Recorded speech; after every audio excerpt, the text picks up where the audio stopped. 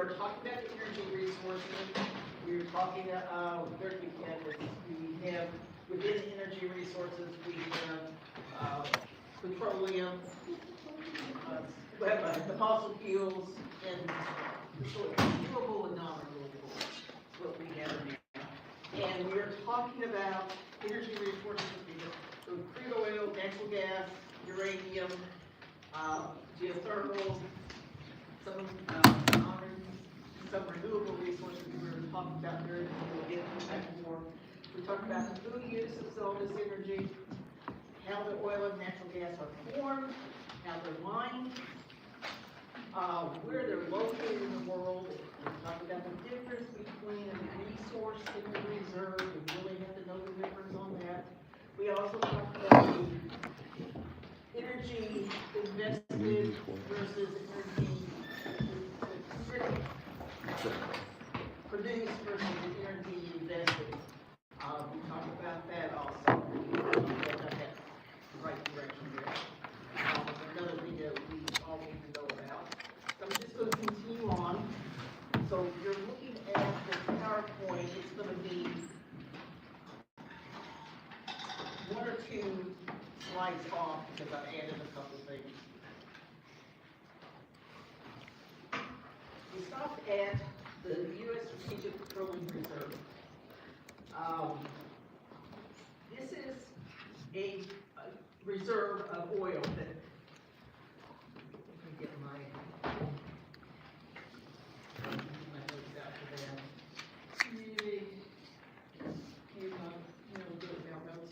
Okay, this is down in Louisiana and in Texas. We have storage facilities there. This is oil that the U.S. has bought and we got stored. It's crude oil, it hasn't been refined, it's just being stored. And it's being stored for the purpose to mitigate any supply disruption or to minimize to the extent possible any effect of disruption to the United States people. So what that means, we've got stuff in, we've got oil in storage, so if for some reason we cannot get all our oil to refineries, we do have a storage of refinery that can get to a refinery.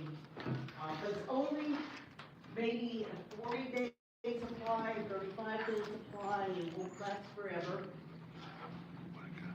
It was created in 1975.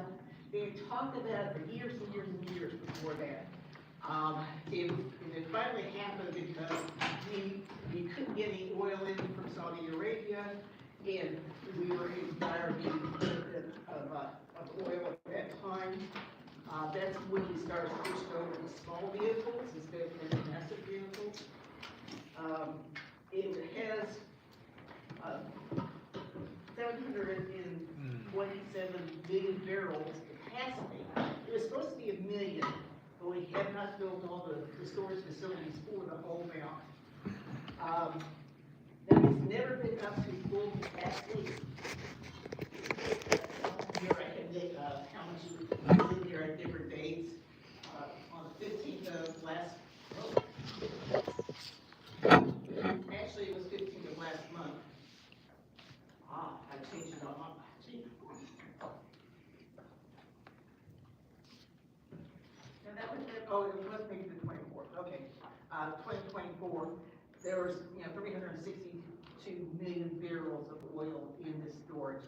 Nowhere near the capacity, less than half the capacity of what we could have in there. And what these are not big tanks, what you think of for storage. This is in salt domes in Louisiana and Texas, where they pumped water in, dissolved out the salt, and then they have this open area. They'll pump the oil in there and let it sit there. And when they need it, they'll pump water in, and the oil comes out because oil will sit on top of water. And so the oil will come on out once when they're trying to get it out.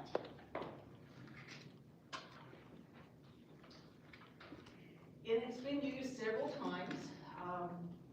And the numbers will go up and down a lot. Emergency loans, sometimes there's something that's happened, like, we can't get any oil through refineries because something happened in the port where the tankers would come in, but the port was blocked, so they couldn't get oil to the refineries. We can get it from land, so there was disruption to the U.S. people, so they were able to take loan oil out of the reserve to go to those refineries like Phillips or Armco or Amoco. One of those companies would buy it from, would get it from the U.S. and then they will replenish it later on. Once they get the oil in, they send new oil to that reserve so it gets refilled back up. We've also used it times in the different wars where we needed more testing, couldn't get everything in that we wanted, that we needed. Hurricanes, when we had a hurricane out in the Gulf, they shut down those rigs. They don't have them pumping during hurricanes, and so there's a disruption. There's nothing coming out, so they need to. We can get it out of these reserves for that. But other times, lots of other times has occurred. Originally was proposed back in 1944, and we didn't get it done until 75. And there's just different things happened. They talked about it, it didn't happen. And then finally, when we had an oil embargo, where certain nations we were just cut off from flows. And then we finally got it built. 77 it got started, and it has been used several times. In addition to what I've said, sometimes, one time recently, or several presidents have done this.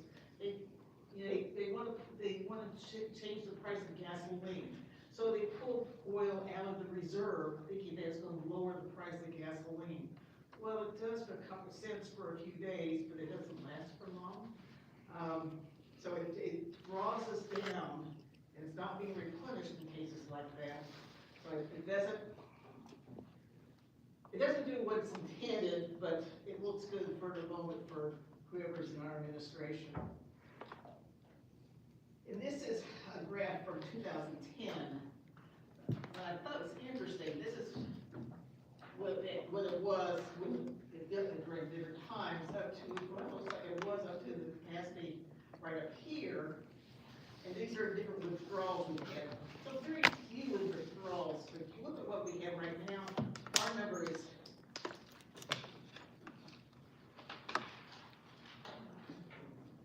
we are right here.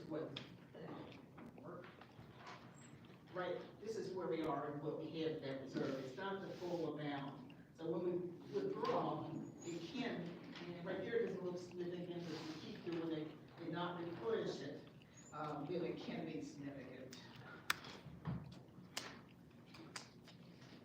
And here's a very fine table of different years of how much in your reserve. I don't expect you to read that, but it's information from the Energy Information Agency, part of the Department of Energy. And this is 2024 down here at the bottom, showing 393 million barrels in there. We are right now at 395 last week.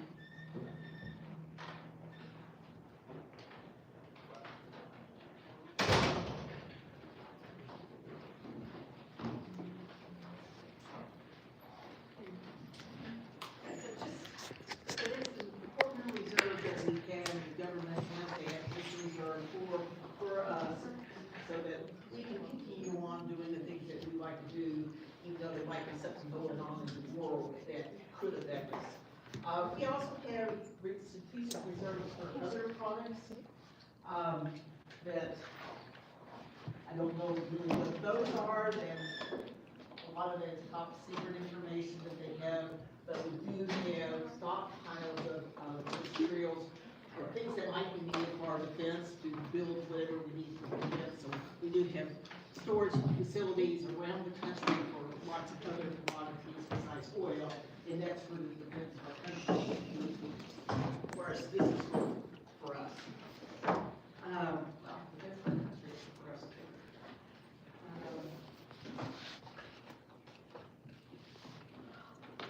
This is something different, totally different. This is not a strategic reserve. I just thought it was interesting.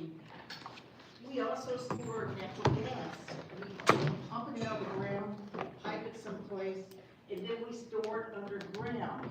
Sometimes they are in like caves where we can regulate, we put the natural gas in there, and they can, through different methods, they can keep it in one place. And we are using it during the winter months and injecting it in during the summer months. The winter months we're throwing it